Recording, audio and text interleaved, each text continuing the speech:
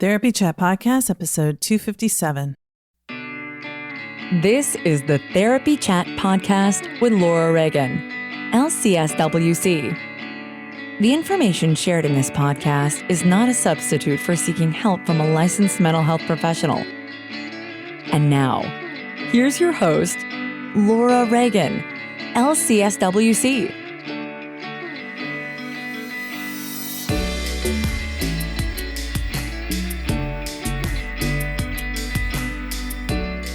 Today's episode is sponsored by Therapy Notes. Between writing notes, filing insurance claims, and scheduling with clients, it can be hard to stay organized. That's why I recommend Therapy Notes. Their easy-to-use platform lets you manage your practice securely and efficiently.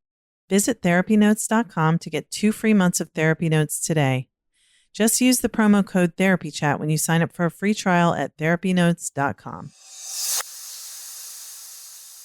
Hi, welcome back to Therapy Chat. I'm your host, Laura Reagan, and as December 2020 is winding down, I think many of us are looking forward to 2021 in hopes that it will bring many good things. 2020 has been a hard year for so many of us. So as we close out the month, I'm bringing you a replay episode of my interview with Mark Wolynn on inherited family trauma and intergenerational trauma. So I hope you will enjoy this episode. Something to think about during the holidays. Don't forget, if you are a therapist and you're interested in doing some consultation to build your trauma skills and feel more competent in your work, especially if you feel familiar with trauma, but you don't understand much about working from a bottom-up approach, you'd be a great candidate to join one of my trauma therapist groups. So details about those will be coming out in January, so stay tuned for that. As always, thank you for listening, and I hope you have a great week, and I'll talk to you soon. Hi, welcome back to Therapy Chat. Today, I am so excited to be bringing you an interview with someone whose work I greatly admire. My guest today is Mark Wolynn. Mark, thanks so much for being on Therapy Chat today.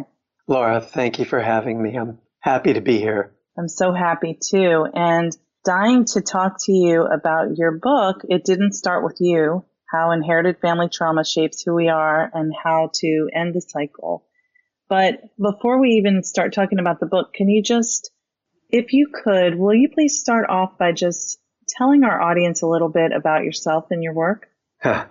I see myself as the guy that holds the flashlight.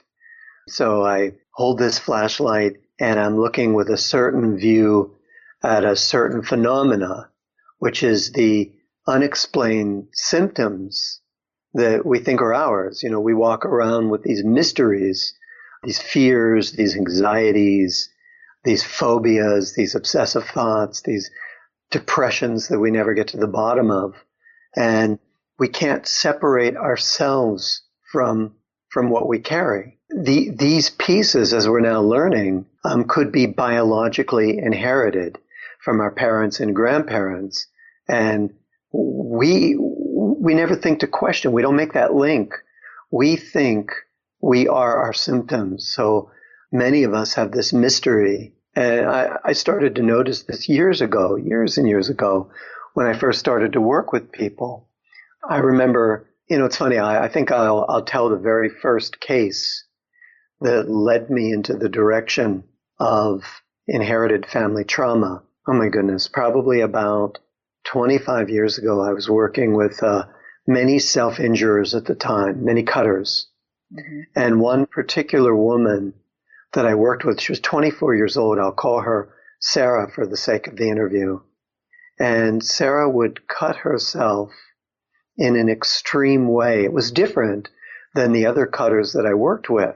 She would cut so deeply into her arms and her legs and her abdomen that she would cut a vessel and start to bleed to death. And her parents would be horrified and they'd rush her to the hospital because she was bleeding profusely. And once they stopped the bleeding, they saw her as suicidal and would put her in a psych ward for weeks at a time. And so she comes to work with me once. She was one of the cutters I was working with. And when she got out of the psych ward, And, again, the backdrop, I knew nothing about inherited family trauma back then.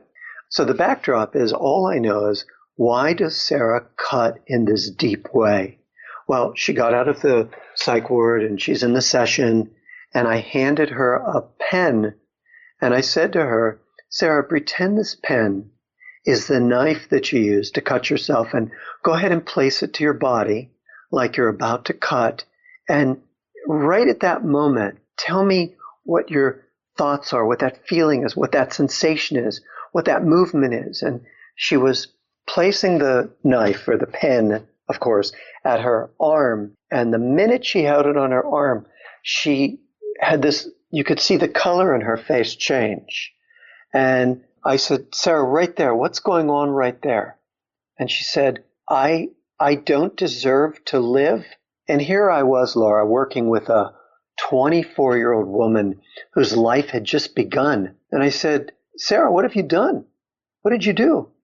Did you harm somebody? Did you take somebody's life? Did you cause an accident? Did you break up with somebody who took the life and took his or her life? And she said, no, nothing like that. And in that moment, we were both kind of flummoxed. Why did she feel that she deserved to die? What had she done which accompanied this cutting so deeply that it would almost make her die? So I visited the usual places I knew how to visit back then.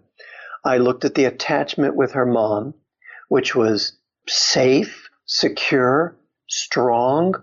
She was able to take in her mother's love. She was able to soften in her mother's care. She was able to feel nurtured by her mom. The relationship was great. So I thought, okay, I'll look at the relationship with her dad. I'm examining her childhood. And nothing is there, Laura. She loves her dad. Her dad's great. They're big supporters of her. They encourage her. I had nowhere to go. So luckily, I asked this question. I said, so, Sarah, tell me about your grandparents. And boom, she dropped the bomb. It was amazing. She said, oh, okay, my father's mother, my grandmother, was an alcoholic. She was driving the car drunk, and she crashed into a pole, and my dad's father was in the passenger seat, and he went through the windshield and got cut, lacerated on the glass, and bled to death before the ambulance arrived. And in that moment, Laura, everything was right there. Yeah. When she cut herself, part of her unconscious was remembering the grandfather she never met, her father's father. He was 12 at the time, her dad, when his dad died. And part of her body, her cutting, the whole experience was bleeding out as though to die like him, which didn't make any sense at that moment. And then it also made sense who felt that she deserved to die. Well, the grandmother. The grandmother felt she deserved to die for taking a life, but even taking the life of her beloved. So I had Sarah close her eyes and visualize that she was having a conversation. At this point, I was a hypnotherapist, trained in Ericksonian hypnotherapy, and I had her close her eyes and have a conversation with her grandmother and grandfather. And so the question, I had her I said, tell your grandfather what you're doing. And she said, well, I'm cutting myself, Grandpa, and I'm almost bleeding to death. And then I had her add the words, the way you bled to death. And she said, yeah, the way you bled to death. And then I said, how's he responding? What's he doing in your mind's eye? And she said, he doesn't want me to do this. He's telling me that he's there to support me and to breathe out this cutting feeling. And then I had her look at her grandmother and say, Grandma, when I cut myself like this, I feel it's me who deserves to die. That I need to die. And I can see that's how you must have felt taking Grandpa's life. And I said, so when you tell her that, what's she doing? And she's saying, and Sarah said, was she supporting me too. She's saying, every time that you have this feeling to cut, to find that feeling in your body. And so I'm helping Sarah to find this feeling, the urge, the impulse, right before she feels the need to cut, which is, for her, it was a sinking feeling, a feeling of dissociation and sinking, and to find that feeling, put her hand on that feeling and breathe it back to her grandmother and her grandfather, who she now felt as guardian spirits blessing her to not do this. So in other words, where there was no resource, now there was this massive resource of the grandparents supporting her and helping her breathe this feeling out. Well, the end of the story was she never cut again. But just to make sure, I had her bring her dad into the next session. And I worked with him while Sarah sat on the couch, because he was a 12-year-old boy who would have been grieving the death of his father, but the grief would have been thwarted by the anger at his mother. So I had him see what was behind his grandmother, what made her an alcoholic, and he could see that she was given away as a little girl to foster care. So he was able to develop compassion for his the father, his mother, and he was able to grieve the death of his dad. It was a beautiful session. At the end of it, he stood up in front of Sarah and said, "You know what? You leave this with me. I've got this." Oh my gosh. And yeah, it's powerful.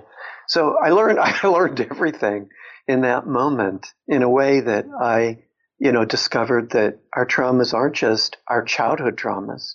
They can also be our family traumas. And right after that time, I sought out the brilliance of Dr. Bert Hellinger. He just died. I would call Bert my greatest teacher. And Bert is the father of family constellations, where Virginia Satir would be the mother of family constellations. Bert Hellinger would be called the father of family constellations, and has brought a great amount of healing through that method into this world.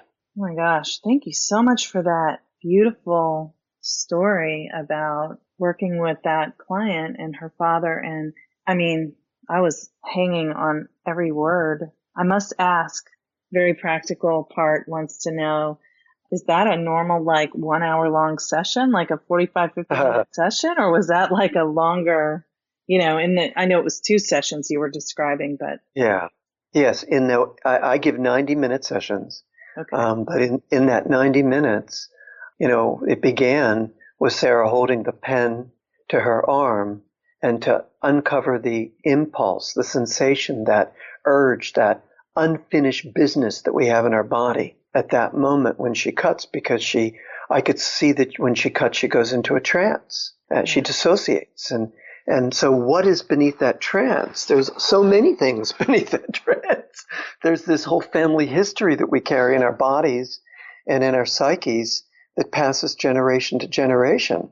We have these unfinished family business lands in our lap, especially when people don't talk about or ignore or push away or exclude, the people who've caused pain, or the events or the feelings that they don't want to feel. And when we push these things down or push them away, they always find a way to rise to the surface. Yeah, that is so powerful. Okay, so I guess, what I wanted to ask you, I'm sort of thinking that you've touched on it, but how really can trauma be passed on from parent to child or through generations? We know behaviorally, and we know in what maybe doesn't happen, or the repetition of abusive behaviors and things like that. But this is more than that. Yeah. We have to look at the science, because it's there. So when a trauma happens to us, it changes us. Literally, it changes us. It causes a chemical change in our DNA. And this can change how our genes function, sometimes for generations. So technically, there's this chemical tag that wraps around the DNA that tells the cell, hey, this terrible thing just happened.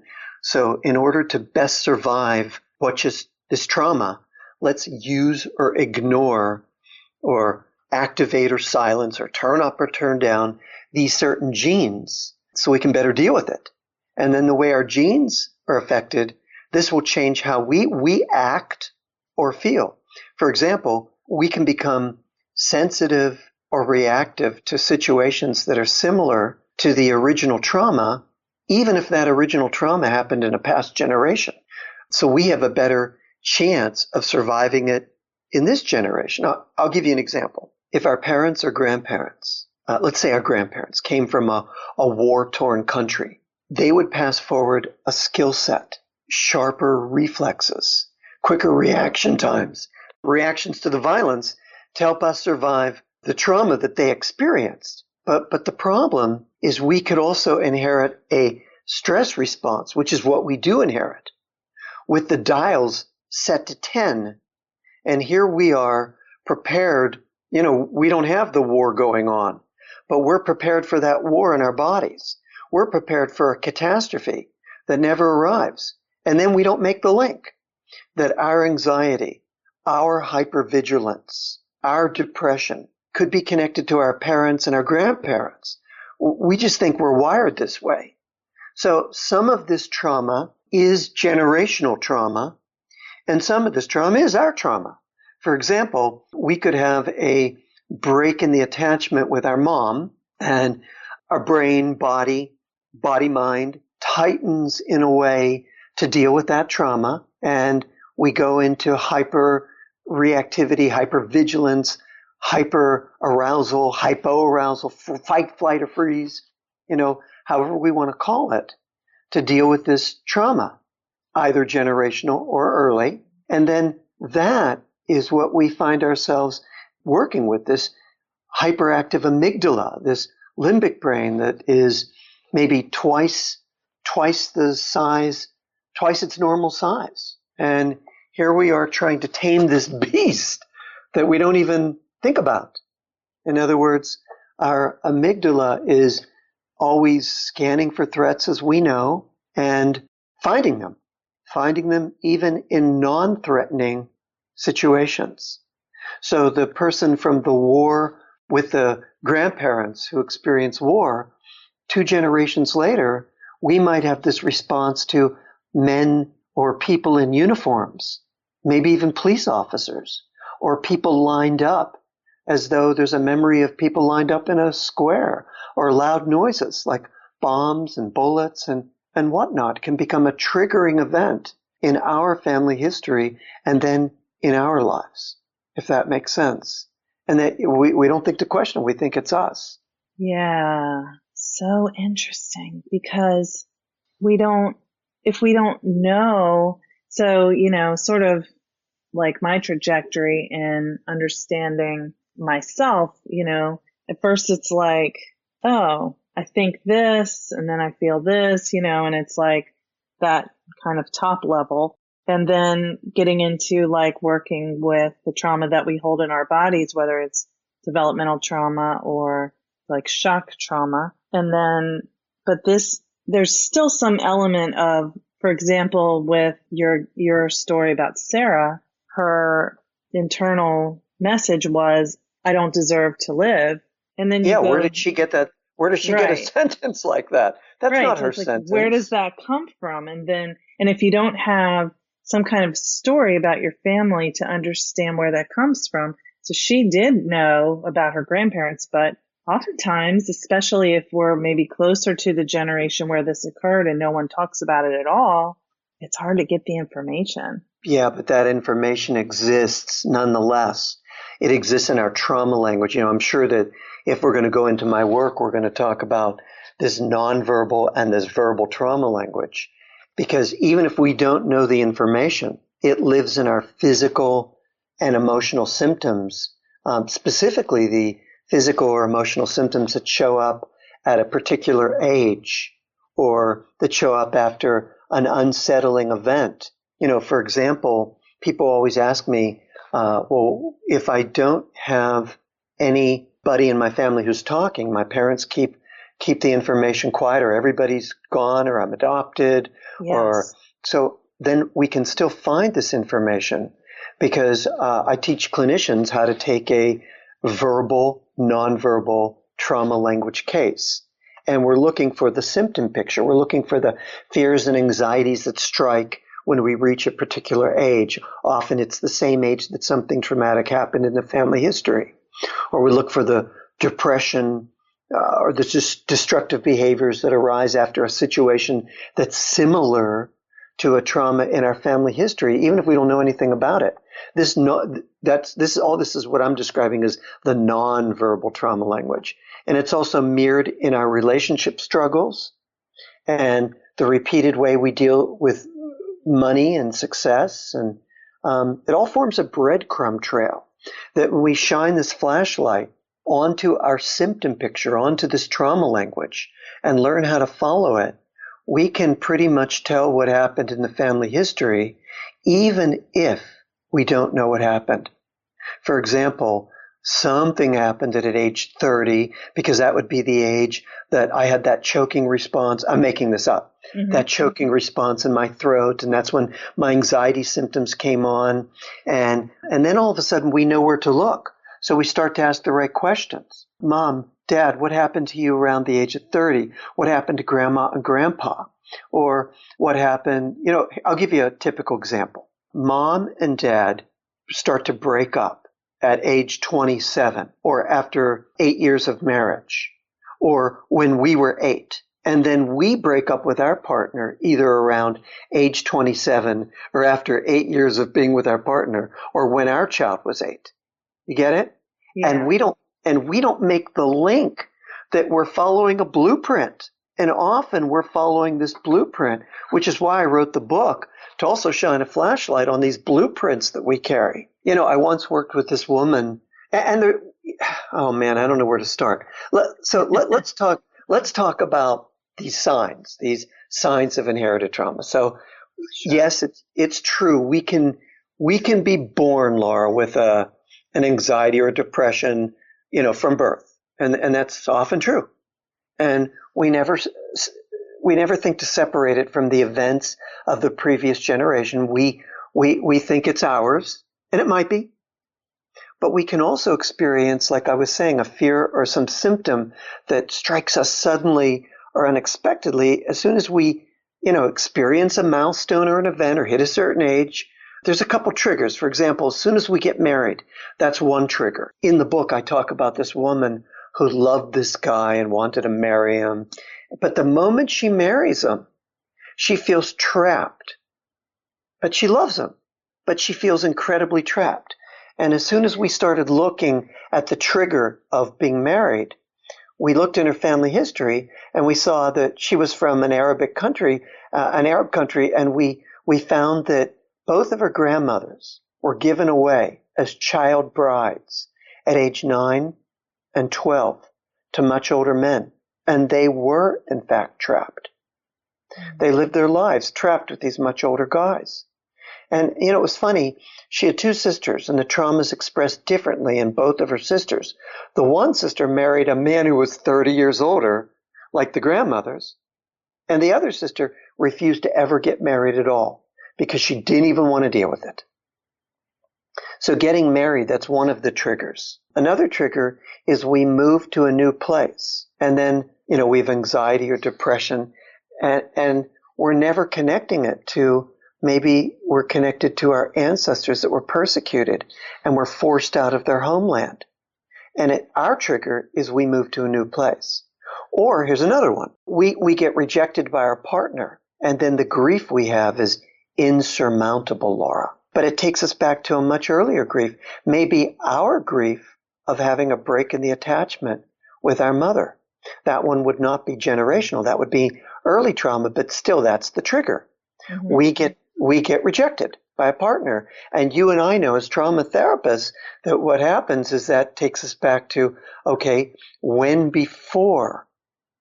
When was the first time? Et cetera, et cetera. Or we go to have a child, and it's as though there's this ancestral alarm clock that starts ringing in our body.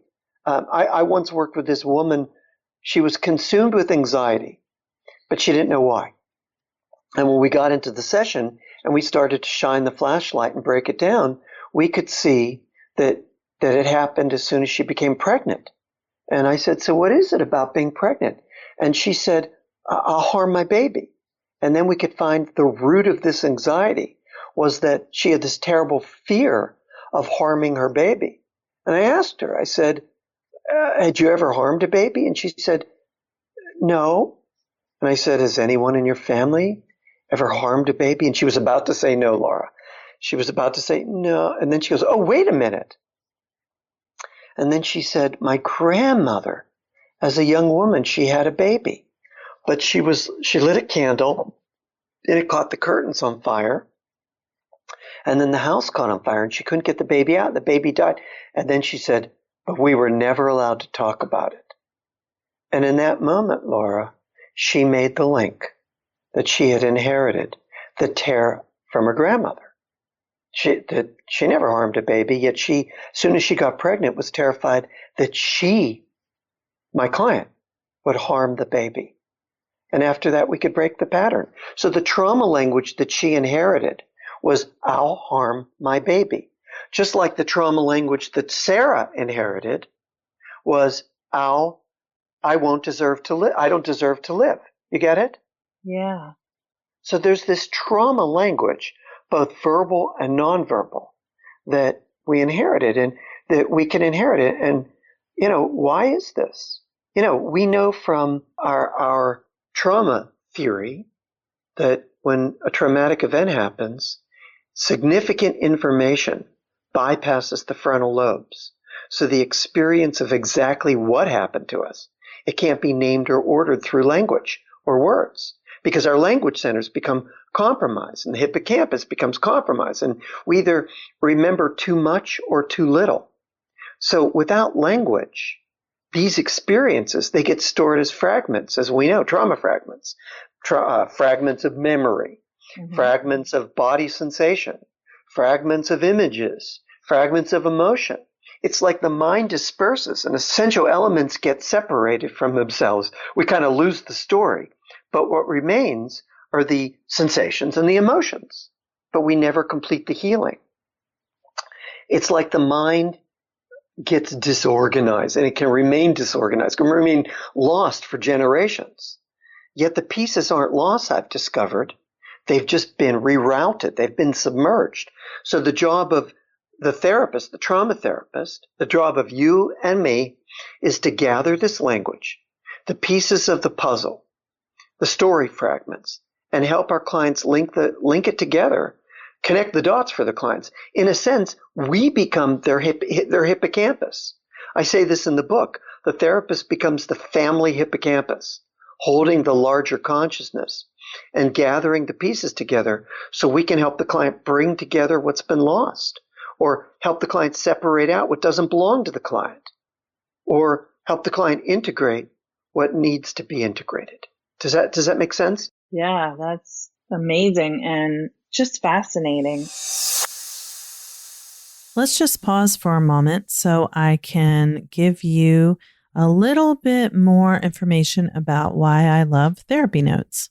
I switched to therapy notes a few years ago. I'd say it's about 3 years now, I believe. And I have never regretted it.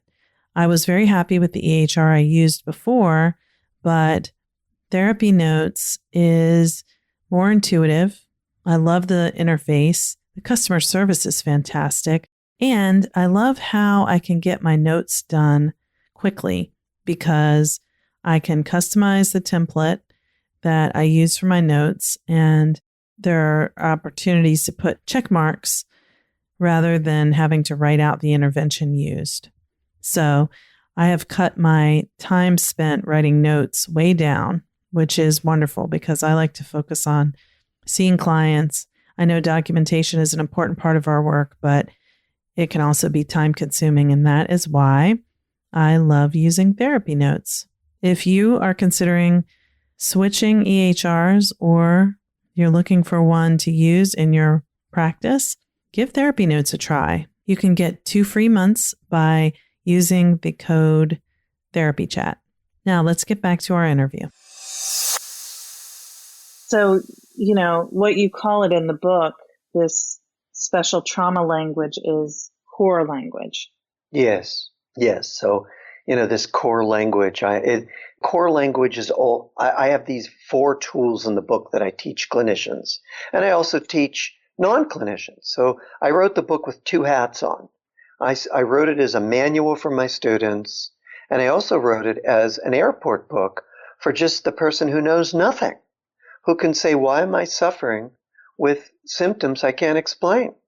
So one of the things I talk about are these 4 tools to help the reader come up with her core complaint or his core complaint, the core sentence, the core descriptors, the way they describe parents and partners and themselves, and then the core trauma, which is doing the traumagram in the family and leading back to where this began, whether it's a trauma in attachment or a trauma in the family history. So I teach the reader how to become a detective, if you will, whether it's a therapist or a non-therapist. I teach the reader to become a detective of this trauma language and to uncover his or her own trauma language, see where it leads. And then the last third of the book is about, so what do we do once we know what we're working with? I teach how we heal.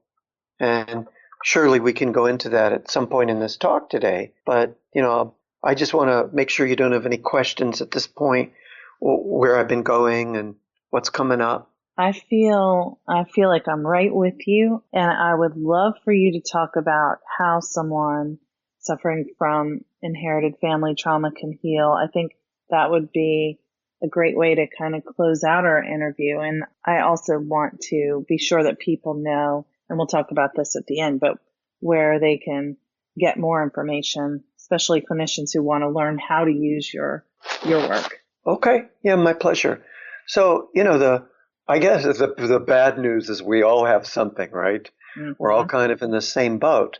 But the good news is the boat's not sinking. It really isn't. There's so much good news coming out now. The researchers, particularly with these epigenetic mechanisms like small non-coding RNAs and DNA methylation. I didn't get a chance to talk about that, but we really don't need to, because the researchers are now able to reverse trauma symptoms in mice. And the reason we use mice is because mice and humans share 92, 93% of a similar genetic makeup, which means over 90% of the genes in humans are similar to the genes in mice, with over 80% are identical, and plus you can get a generation in 12 to 20 weeks in mice, which in humans it takes 12 to 20 years to get a generation. So we're a little slowed down by the study in humans, but we can cause adversity to mice, which I talk about in the book. I list all those studies, and then we can see the effects can be observed for 3 generations, particularly changes in DNA methylation. These are some of those epigenetic mechanisms I was talking about, or small non-coding RNA molecules that influence the RNA and change gene expression. So what they've found now is they traumatize these mice, and then they untraumatize these mice by exposing them to positive experiences. And this now can change the way the DNA expressed negatively. It can change the way the DNA expresses so it starts to move in a more positive way. Technically, it can now inhibit the enzymes that cause DNA methylation and histone modifications. Those are 2 of the cofactors in these epigenetic generational trauma, in these epigenetic inheritances. So one of the researchers I like a lot at the University of Zurich, the Brain Institute, a woman named Isabelle Monsuy, she would traumatize mice by separating them from their mothers, and then she would measure the effects, and she could see them for 3 generations. Now she takes the traumatized mice as adults and puts them in positive, low-stress environments, and then their trauma symptoms reverse. Their behaviors improve. There's changes in the DNA methylation, and this prevents the symptoms from being transmitted to the next generation. In other words, the sperm loses that signature, that epigenetic signature that passes to future generations. So to put it in a nutshell, how the mice heal and how we heal are positive experiences. We've got to have new experiences that can change our brain that we practice. So these positive experiences, these new experiences, have to be powerful enough to override the stress response that keeps us stuck in suffering. For example, we might adopt a practice like Sarah did, of feeling grandpa and grandma blessing her. And, that was profound for her. I told her, every time that you feel this impulse to cut, you can cut if you need to, but take a minute and feel that feeling that we discovered, this feeling of I need to die, and feel your grandmother there in the spirit world blessing you, which she did. And the impulse to cut was competed with. There was competition for the old way with this new way of, I feel good. I'm being blessed.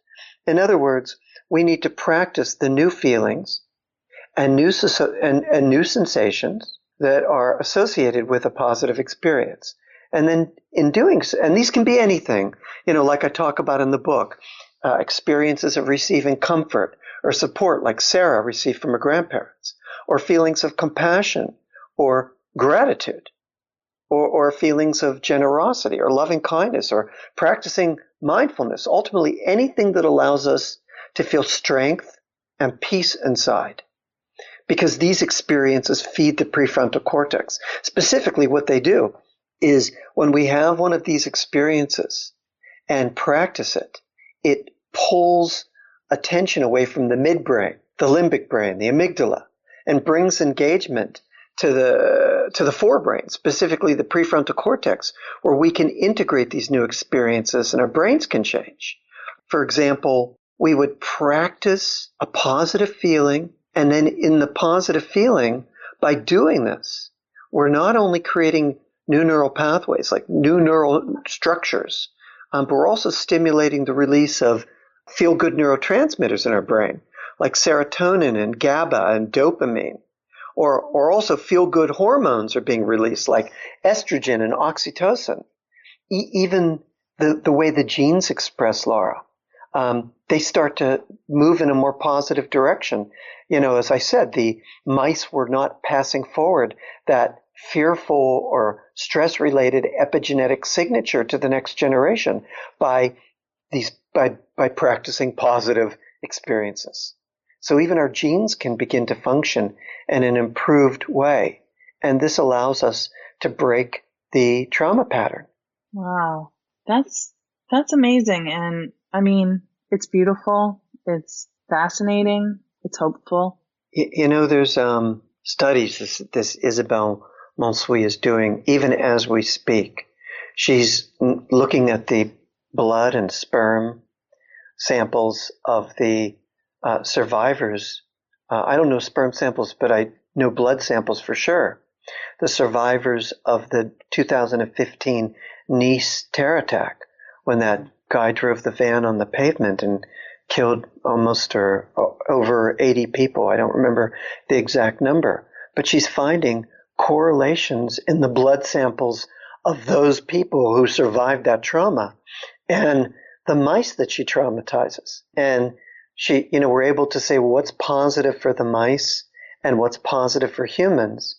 And she's able to say, this trauma lives in our body as an epigenetic adaptation. She's looking also at the blood of Pakistani orphans right now that have had very chaotic early years. Maybe their dads were killed and maybe they had breaks in the attachment with their moms. But similarities with the mice that she separates from their moms. That's what she does. She causes these unpredictable separations from the mice babies and the mice mothers. And then she was able to observe that there were changes in the levels of fatty acid in the orphan's blood and the saliva that mirrored the changes in the traumatized mice. As well, she found similar small non-coding RNA alterations. Those are those epigenetic mechanisms, those epigenetic alterations that were similar biomarkers in mice and in these orphans. So we're able now to even look at the trauma studies that we do with mice and correlate it to humans. The field is brand new. It's so interesting. It's changing all the time. And on my Facebook page, I list all the newest studies. This is what I do. So people can see hopeful stories and can also learn more about this new field of epigenetics. Recently, I think I listed something in the Journal of American Medicine Psychiatry that looked at mothers who suffered trauma as children. And they found that their daughters were more likely to struggle with depression and bipolar disorder. And I think I also listed a recent Tufts University study that found that men who suffered trauma as children and they went on to have high ACE scores, adverse childhood experience scores, they were able to pass their anxiety onto their children through their sperm. And that I think was the first study that showed that human sperm mirrored the same changes, that same non-coding RNA changes. That's genetic material that regulates gene expression found in mice that were traumatized as pups. I don't know. I had to read so many papers and understand what RNA is and DNA is when I wrote my book, because I wanted to make sure the science was correct. But RNA is basically copied from DNA. It acts as a messenger, and it tells the cell's ribosomes to produce specific proteins, which can change the gene expression. But the cells also contain what are called these small non-coding RNAs that don't produce proteins. But what they do is they piggyback on the messenger RNAs, and they interfere with or they amplify the function of RNAs, causing more or less of these proteins to be produced, causing gene changes. And this, Laura, this is what's passed generation to generation. Stress responses, gene changes. So when we look at the science, we are receiving from our parents and grandparents signals, biology from their traumas. We're receiving our parents and grandparents' stress responses, our parents and grandparents' gene expression changes. And that's what we're passing down to our children. So, in hindsight, or not in hindsight, in foresight, do your own work, do your trauma work, tell your kids what happened. You know what I'm saying? We've got to do our own trauma work. So our kids are free, basically. And then we've got to tell our kids what happened, so they're not wondering why they are the way they are, because that's what's going on. Our kids are walking around never knowing why they are. So when people, why they act this way, why they feel this way. Yeah. So pretty much, if we have another minute, do we have one more minute? Sure. Because I'd like to just say that if we or one of our kids are struggling with something we can't explain, depression, anxiety, OCD, phobia, some destructive behavior, it's going to sound funny, but shake the family tree, see what falls out. What secrets have been hidden? What stories didn't get told? What traumas never healed all the way? And then our job is to not only heal the traumas in ourselves, but talk about the traumas in our family and try to work through them so they're not passed down to our kids. Because the more we know about these traumas and the more we talk about them, the more we're able to bring answers, relief to our kids and to their children who could be suffering without a clue as to why. I found that if we ignore the past, if we ignore our trauma, it can come back to haunt us. Yet when we explore it, we don't have to repeat it. We can break these destructive patterns. And then lastly, we've got to have an experience that touches us. We've got to have some sort of new experience, positive experience that has meaning for us, that touches us in some way, and then make it a daily practice so we can calm the brain stress response. Oh, that's wonderful. Thank you so much for explaining this. And I mean, really the way that you've explained it is so clear, and definitely never been able to understand epigenetics to this depth yet. Not that I have like, oh, now I get it all, but that was really helpful, and how we can heal and what to look for. So this has been wonderful talking with you. Oh, I'm so glad. I'm so glad, Laura. Thank you for having me on your show. I was happy to be here. You're so welcome. And just where will people find, if someone is a clinician and they want to be trained in family constellation work, where can they find that? So I do trainings, and they're on my website, markwolynn.com. That's WOLYNN.com. I actually have a training coming up in the Bay Area, in Mill Valley, November 8th, 9th, and 10th, which would be a good one for clinicians to come to, and there are still a few spots left. I also have one coming up in Sydney, Australia, and Copenhagen, things like that. Thank you for having me on the show. And also, you told me before we started the show that your clinicians, that a lot of the people who read, who are part of your listenership, are very savvy. A lot of trauma therapists and people interested in trauma, they might be able to get just what they need from reading the book. I lay it all out in the book. Wonderful. And it's an amazing book. And can they get the book on your website as well? Amazon, Amazon or Barnes & Noble bookstore. It's still on the bookshelves. It's only been out for 3 years, and it does really, really well. It's sold a lot of copies. Oh, that's wonderful. Congratulations.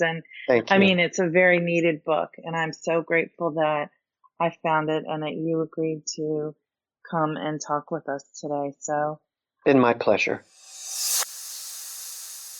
Today's episode is sponsored by Therapy Notes.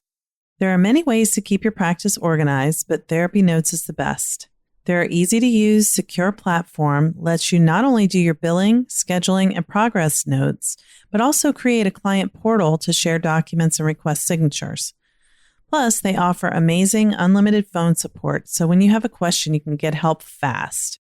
To get started with the practice management software trusted by over 60,000 professionals, go to therapynotes.com and start a free trial today. If you enter promo code TherapyChat, they will give you 2 months to try it out for free.